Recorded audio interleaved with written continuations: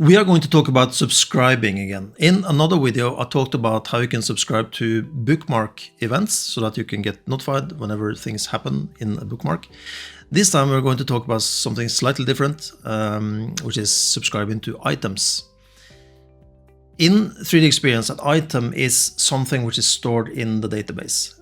It is not necessarily a file, like a SOLIDWORKS assembly or a part. It can also be a bookmark item or a change action. It can be a task. It can be an issue. So there are many different types of items that are not necessarily files. However, what you can do is to subscribe to events regarding an item in the database. So that's what we're going to do now. So let's say I want to get notified when my teammate is putting a file to frozen. I have to say that there are more formal ways to do this that offer better traceability and rights control. And although you got access to some of those great tools like change actions and routes that you can find in a collaborative industry innovator role, there could be times when you simply do not need the traceability that you get there.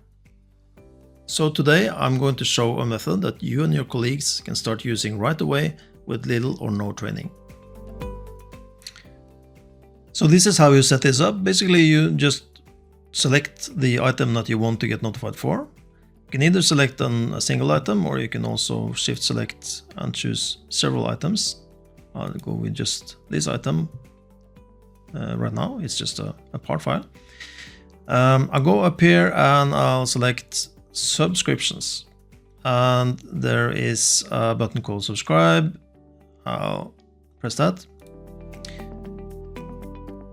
So it says I have successfully subscribed to all the notification events for physical products. So all the notification events, that is basically two.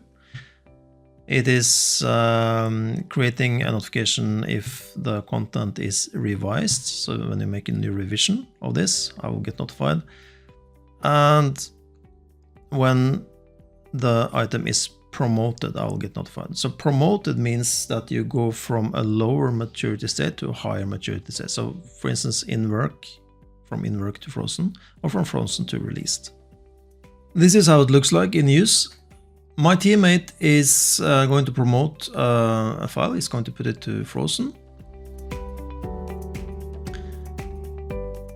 And when it does that, he will get a little message saying that it's succeeded. And if we switch to my own screen, I will get the notification in the corner up there.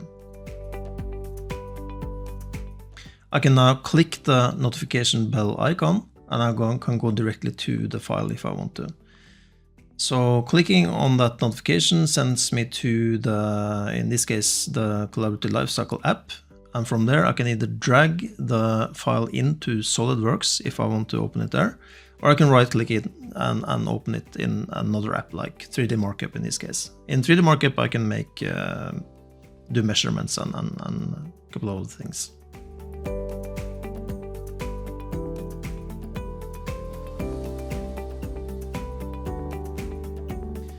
Using out-of-the-box functionality like this one can make it really easy to communicate with each other and may help you get the work done faster.